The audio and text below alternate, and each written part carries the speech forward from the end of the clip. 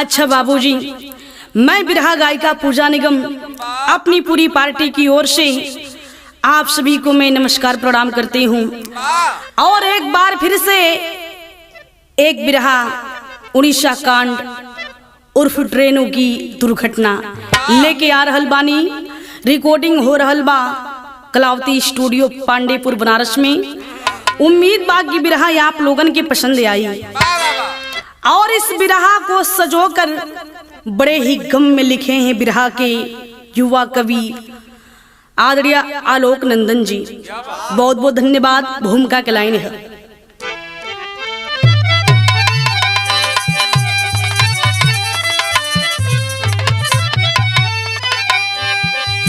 संजोग के आगे सबको है झुकना,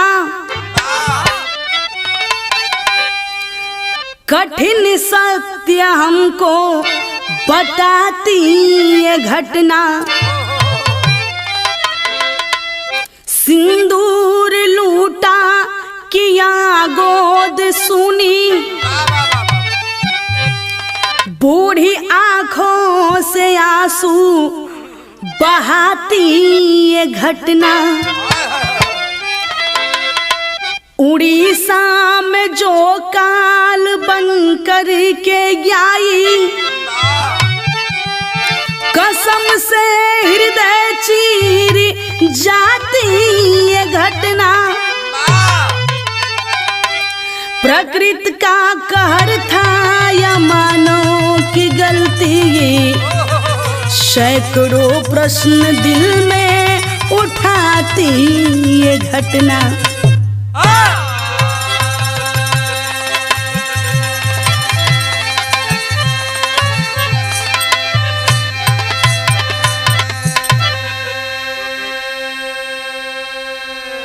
ए बाबूजी, जो ट्रेन हादसा हुई है सच में कलेजा द्रवित हो जा रहा है। बिरहा गाने में आंखें नम हो जा रही है, लेकिन बिरहा के माध्यम से श्रद्धांजलि है। मास्टर कव्वाली का लाइन है।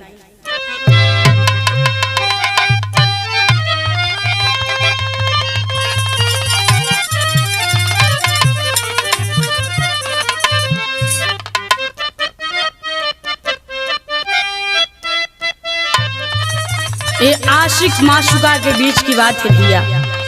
जब प्यार के बादल छाएंगे हम याद आएंगे। जब प्यार के बादल छाएंगे हम याद आएंगे। जब प्यार के बादल छाएंगे हम याद आएंगे।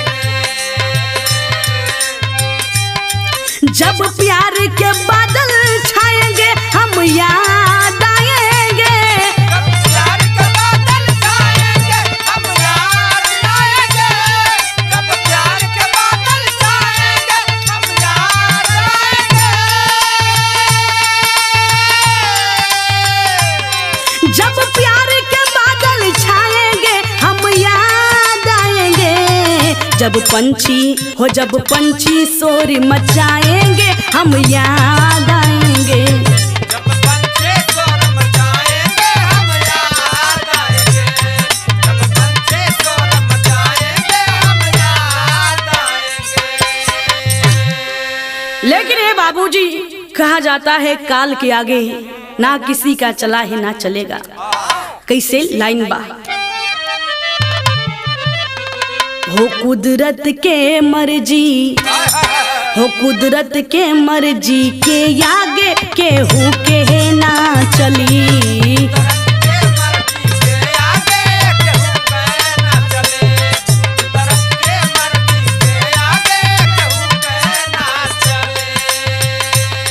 कुदरत के मर्जी के आगे केहू के ना चली।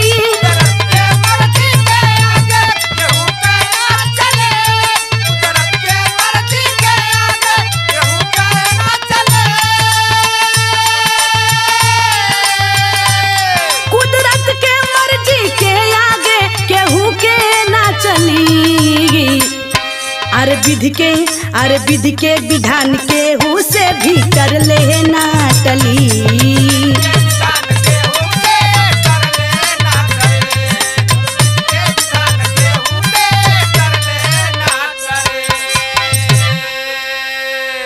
ए बाबूजी कहानी के शुरुआत भइल नजम के लाइन से। आओ मास्टर।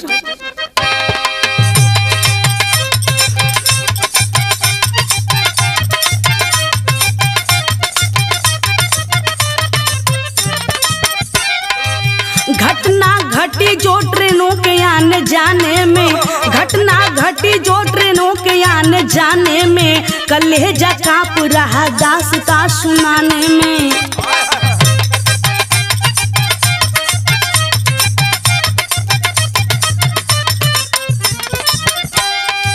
2023 2 जून वाली शाम रही, 2023 2 जून वाली शाम रही, विज्ञान फिर से अपने काम में नाकाम रही।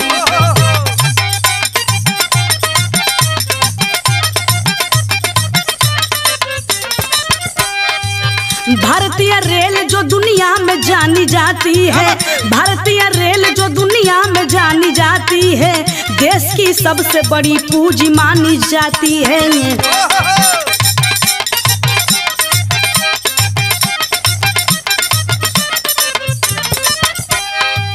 बालासोर स्टेशन से 2 ट्रेनों को गुजरना था, बालासोर स्टेशन से 2 ट्रेनों को गुजरना था, तेज रफ्तार में स्टेशन पार करना था।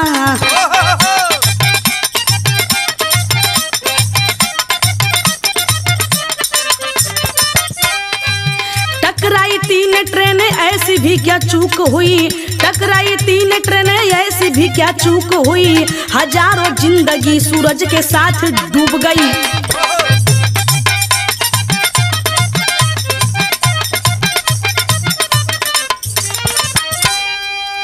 ए बाबूजी बिरहा सुनने वाले प्रेमी, 2 जून 2023 को प्रांत उड़ीसा बालासोर बहनगा बाजार स्टेशन के करीब शाम 7 बजे बाबूजी उस सूर्यास्त के साथ कितनी जिंदगियां डूब गई।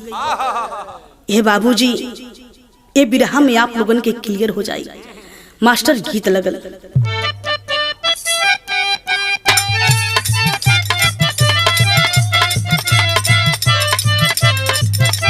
कोनो मेहरारू अपने मर्द की याद में भैया कहले है, गहिला जब से बाहर याद आवे बार बार हो, चिड़ैया बन के उड़ गईले।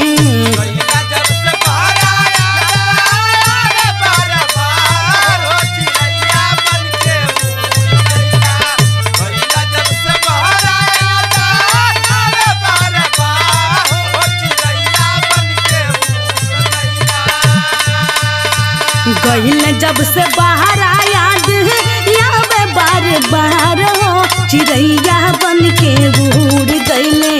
राजा जी हमार हो, चिड़ैया बन के उड़ गईले।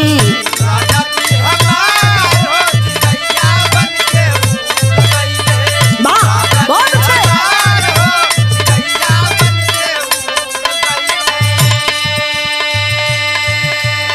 लेकिन ये बाबूजी गौर करिएगा, गाड़ी चली है कहाँ से, ट्रेन चली है कहाँ से। 3:20 पे समैया विशेष हो कि कलकत्ता से चलल बागा।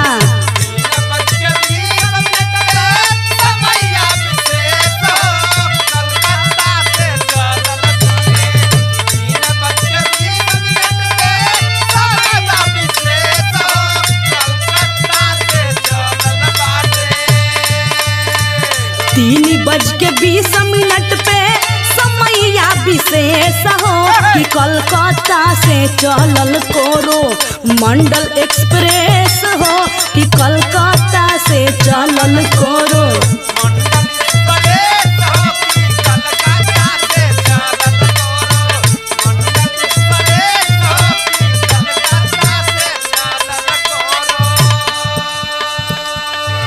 ए बाबूजी यात्रियों को लेकर के कोरोमंडल एक्सप्रेस जो कलकत्ता से चेन्नई की ओर चली है। धीरे धीरे ट्रेन आती है कहाँ बाबूजी? लाइन है,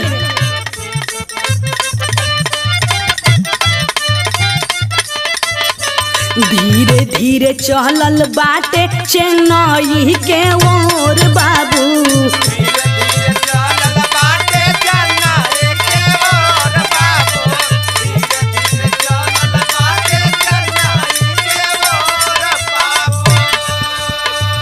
लंबा सफर में भीड़ रहली जोर शोर बाबू।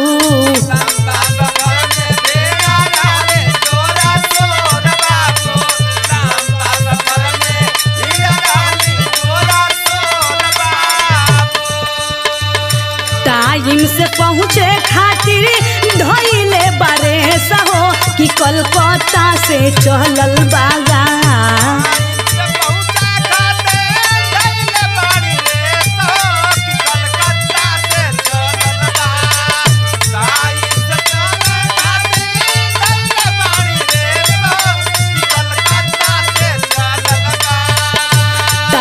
से पहुँचे खातिर धइले बरेस हो कि कलकत्ता से चलल कोरो मंडल एक्सप्रेस हो कि कलकत्ता से चलल।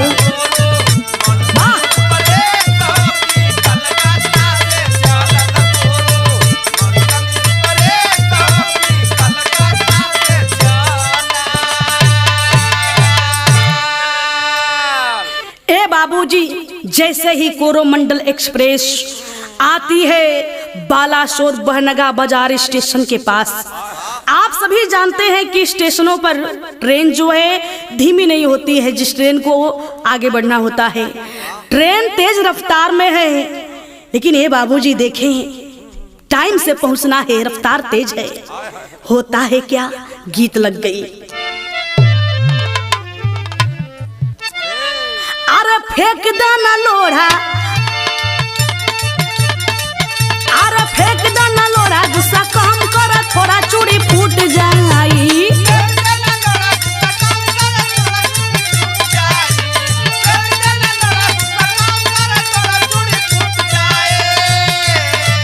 अरे फेंक देना लोढ़ा, गुस्सा कम कर थोड़ा चूड़ी फूट जाई। ओ दिल टूट जाई, रंग छूट जाई, तोरे राजा जी के दिलवा टूट जाई।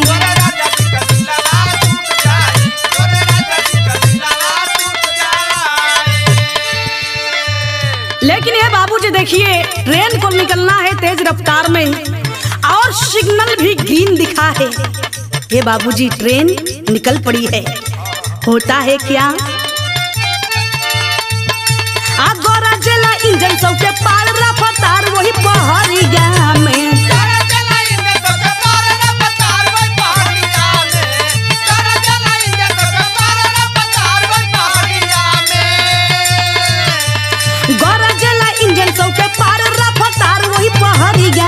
वही पहरिया में गाड़ी चलल बाटे फूल रफ्तारिया में। गाड़ी चलल बाटे फूल रफ्तारिया में, गाड़ी चलल बाटे फूल रफ्तारिया में।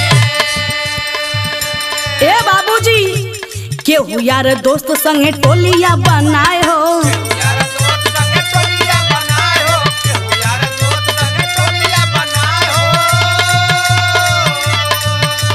केहू परिवार लेके जात बा कमाए हो।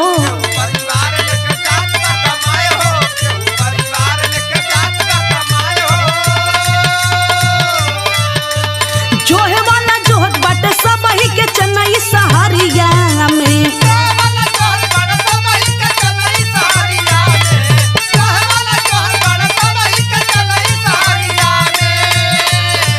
अरे जोहे वाला जोहत बाटे सब ही के चेन्नई शहरिया में। हो शहरिया में गाड़ी चलल बाटे फूल रफ्तारिया में।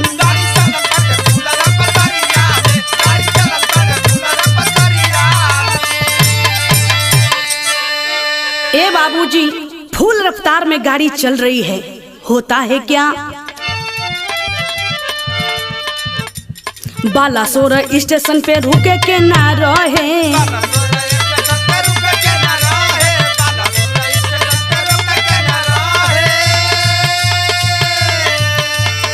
सीधे गाड़ी पार करो सिग्नल भी कहे।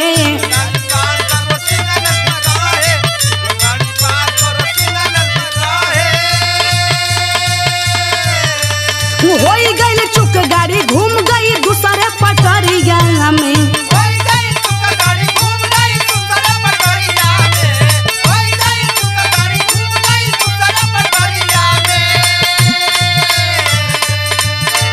होई गई चुक गाड़ी घूम गई दूसरे पटरिया में। हो पटरिया में गाड़ी चलल बाटे फूल रफतरिया में।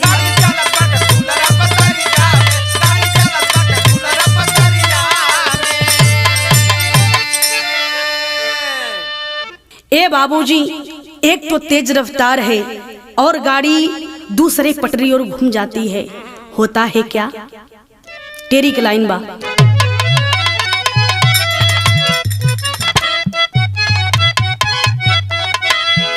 मरले बा धक्का ऐसन रेलिया, अरे मरले बा धक्का ऐसन रेलिया, जैसे गरजे बादल लोग भय भाव चक्का हो भाव चक्का।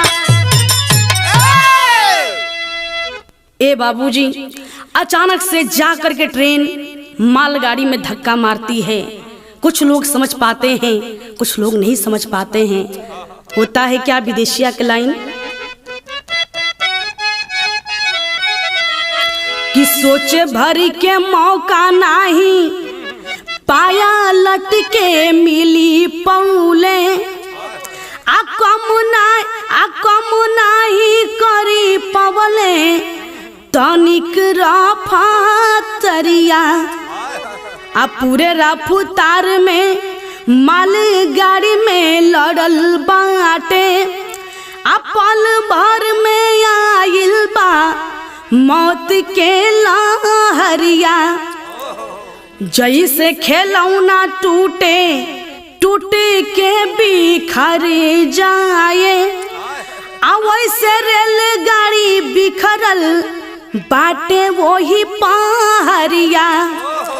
एक पल के सब लोग होश खोई देहले बा, काम नहीं करे बाबू कोई के सहरिया।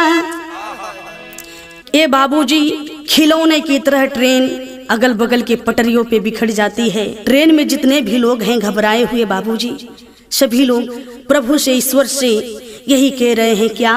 गीत लगल।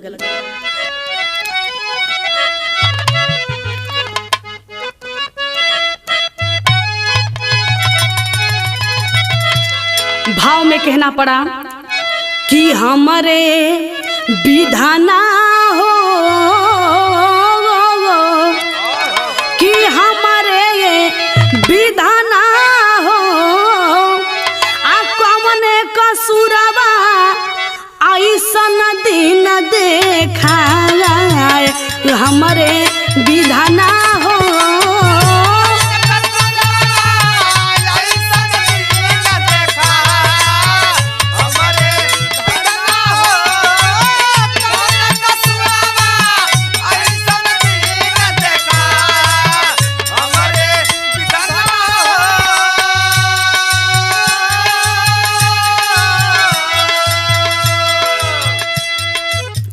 केहू के गर्दन अलग भइल बा, केहू के काटल बा हाथ, केहू के अपने बेटा बेटी से छूट गइल बा साथ, हमारे विधाना हो।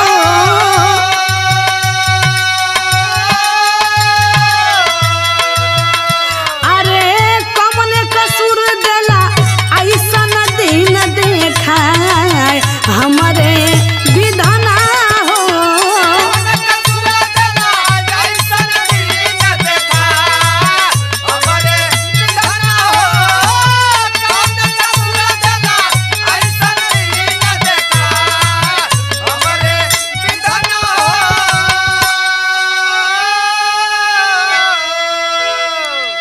मौत का मंजर पसरा है बाबूजी। अभी इतना ही गम कम नहीं था कि तब तक एक और घटना होती है। क्या? पहपट की लाइन है।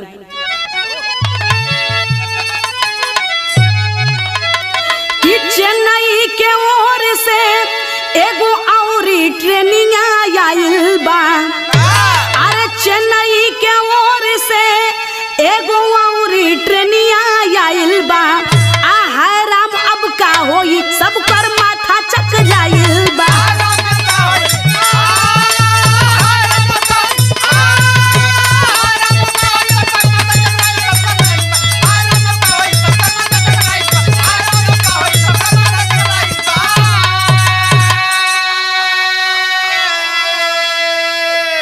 सिग्नल संदेशी अभी तक ड्राइवर को ना पहुंचा था और रुकना नहीं था वहां पे उसको, उसने कुछ भी ना सोचा था। अरे गिरल 4 डब्बा से आके उहो ट्रेन टकराइल बा। अरे गिरल 4 डब्बा से आके उहो ट्रेन टकराइल बा। हाय राम अब का होई सब कर माथा चकराइल बा।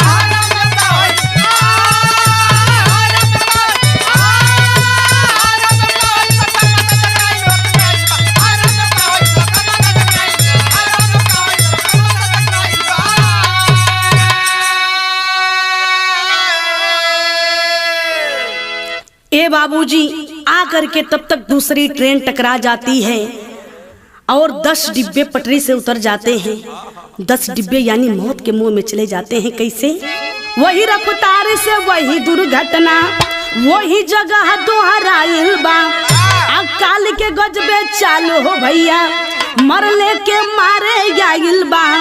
अरे दूसरी ट्रेन में भी 10 डब्बा मौत के मुँहे समाइल बा। अरे दूसरी ट्रेन में भी 10 डब्बा मौत के मुँहे समाइल बा। हाय राम अब का होई अरे सब कर माथा चकराइल बा।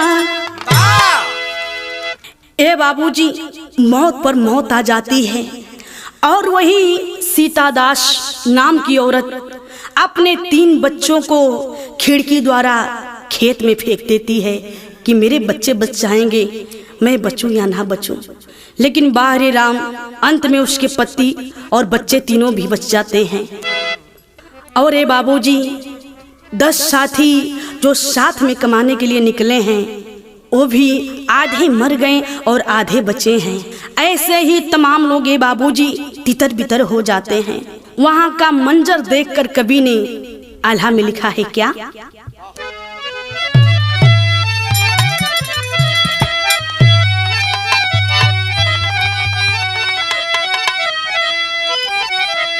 कि विज्ञान जब जब भी कैले बात रखिए भैया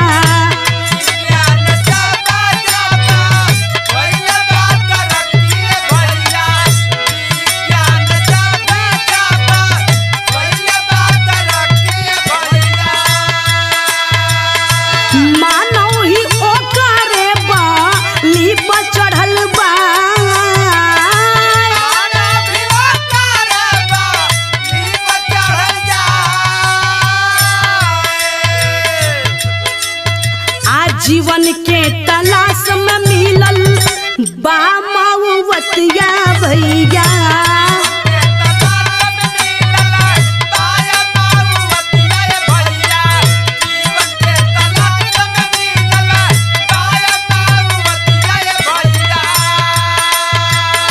मजबूर सब ही बा कहाँ का कहल जाए।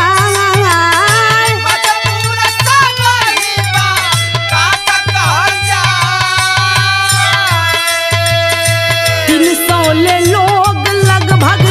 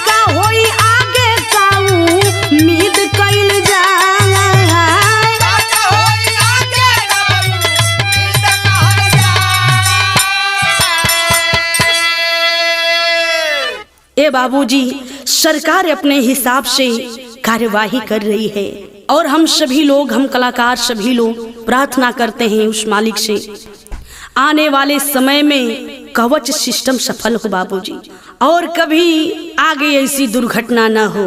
बात करने वाले बहुत कुछ बात कर रहे हैं, लेकिन कभी ने अपनी मन की बात खड़ी में लिखी बाबूजी। क्या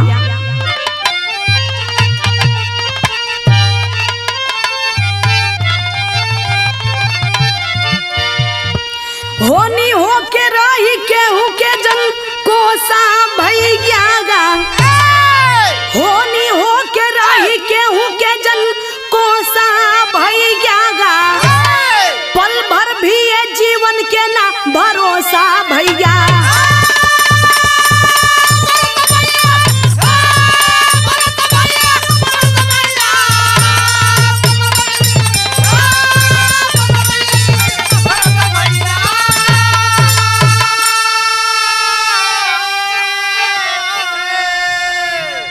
राम न करे कि ऐसन दिन कबो आवे, आ कबो अनहोनी पूरे देश के रोवावे।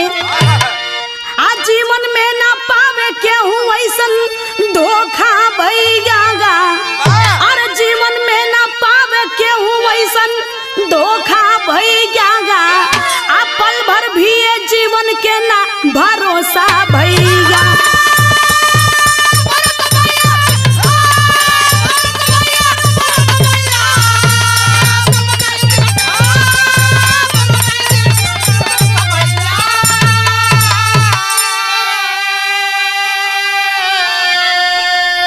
ए बाबूजी, जीवन का कोई भरोसा नहीं है।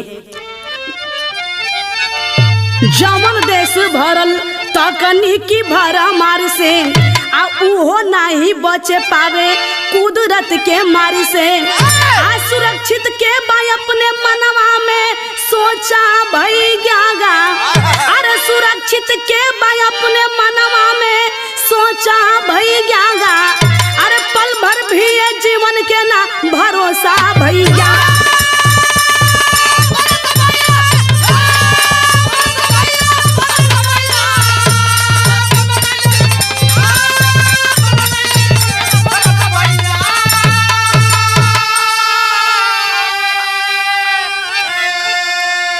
ए बाबूजी, ये सच्चाई है। मानव के जीवन में चारों ओर मौत खड़ी है, आखिर इंसान जाए तो जाए कहाँ। भावभीनी श्रद्धांजलि है मरे हुए लोगों को। विधा समाप्त। आखिरी लाइन। जय जयकार गुरु जद्दू जी की जय अमर फुलवारी, गुरु श्री नारायण संग मितवा योध बिहारी। अरे मरले धक्का ऐसन रेलिया, अरे मरले धक्का ऐसन रेलिया, आलोक नंदन पूजा निगम होनी बा पक्का, मरले धक्का ऐसन रेलिया।